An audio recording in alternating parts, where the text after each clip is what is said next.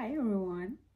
So first of all, I would like to wish everybody a very Merry Christmas and a very Happy New Year. I don't know when I'm going to post this video, but it has to be somewhere around the New Year. So we're going to talk about my favorite products of 2023. The products I'm going to be mentioning might not have launched this year, but still they are the best because no products launched this year have been able to beat those products, according to me. That's why I would still count them the best.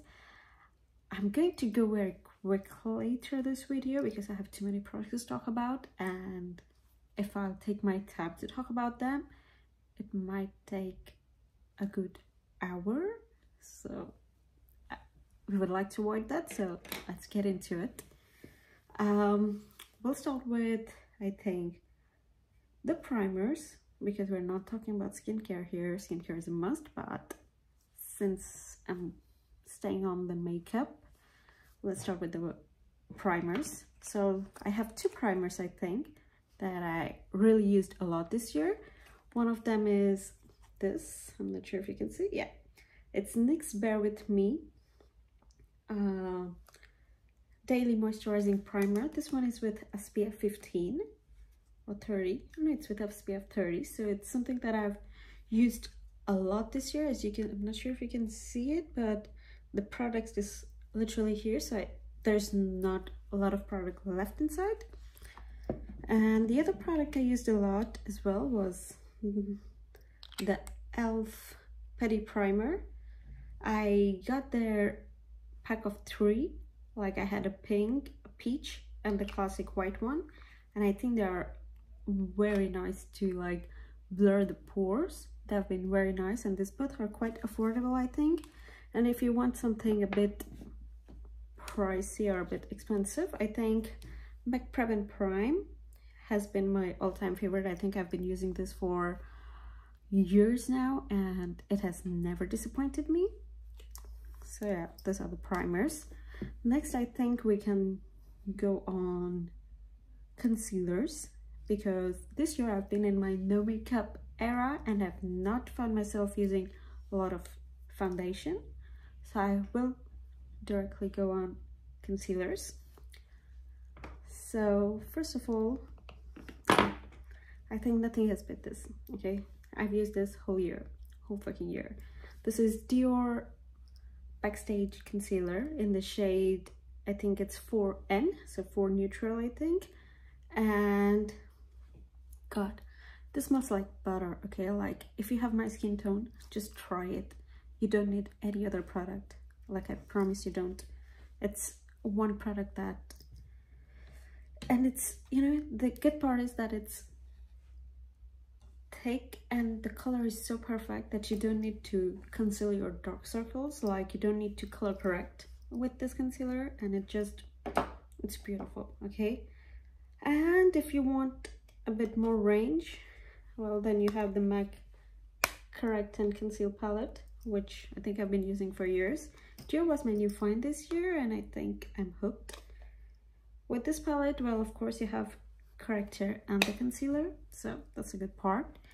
Now, moving on from the concealer, I would go on powder. This year, I think the powder that I found myself using a lot was this Fenty Pro Filter Instant Retouch Setting Powder. As you can see, it has a lot of stains and things on it. It's in the shade Butter. It also comes with a closure as well, so when you're traveling, you can pop something so that it does not come out. And I find it quite easy to use, and it does the job very well.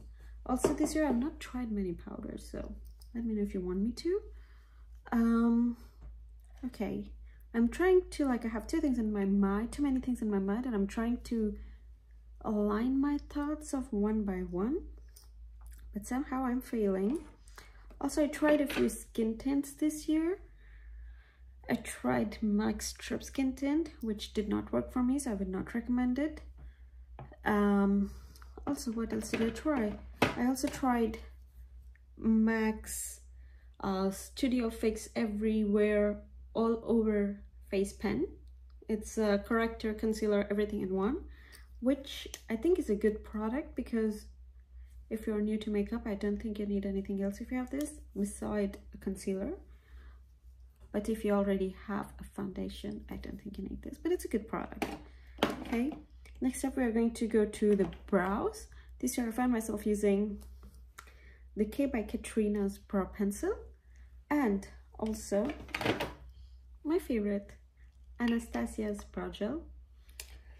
Well, my products are sometimes quite dirty, but just trying to be honest here. That's okay. Let's go on the blushes.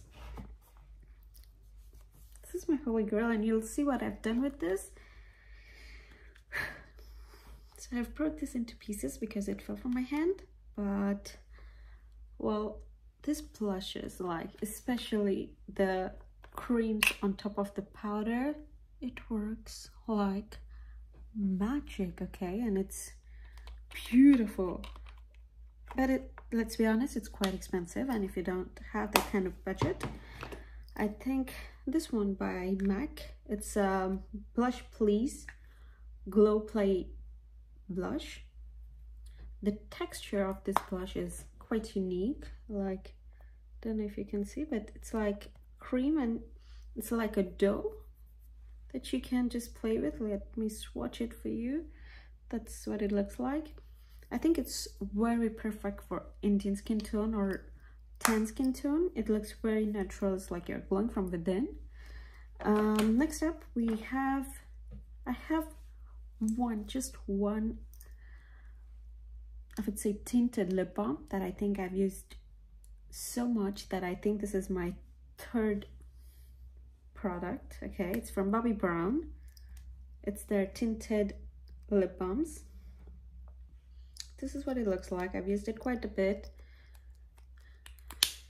but it's beautiful. It makes your lips look so plumped. And like, you know, you just have it in your pocket, you apply it every 4 or 5 hours, and your lips look like all the time. Okay, next up, what do we have next?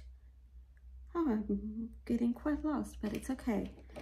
Also, I tried Rare Beauty lip tints. Maybe my thoughts can be quite controversial, but I did not find them very unique. There are a lot of lip tints, and for me it's more like a lip tint than a lip oil. Like, even I tried Fenty one, but for me they did not do the job. Like, because the fact is that once it dry down, there is a residue on your lips, like especially here, and it looks very messy and very ugly. So it's not the kind I want in my lip oil. If it's tinted, I would like it to be very, you know, smooth and not leave that kind of residue behind. So yeah, it's just my personal preference, but you see my point.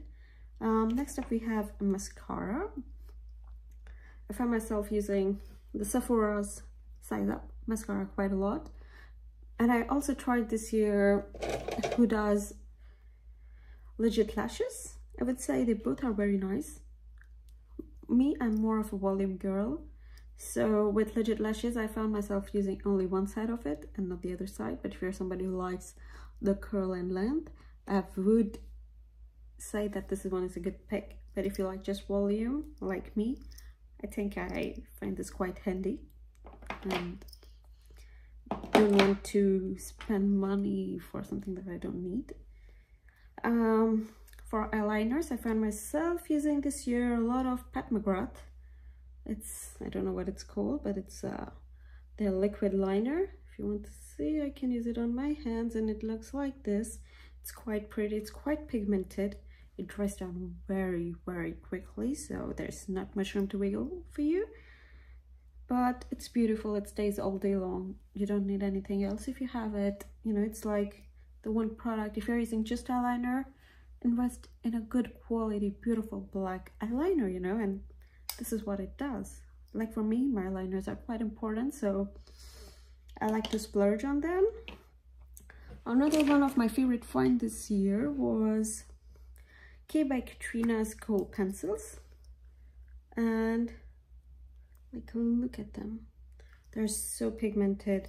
There is a bit of wiggle room here. If you want to smudge them, you want to play with them, you can. But they do dry down quite fast, and once they are dried, they don't budge at all. So if you want to wiggle with it, you better be quick. And yeah, I've got them in a lot of colors, but yeah, I think they're a very good product for the money wise. Like, you get a good product for the money you pay. So it's not very expensive and it's a very nice product. And beside that, what else do I have? I have some eyeshadow, I would say recommendation, or the favorites of this year. But I think I've not bought too many, but I've bought some.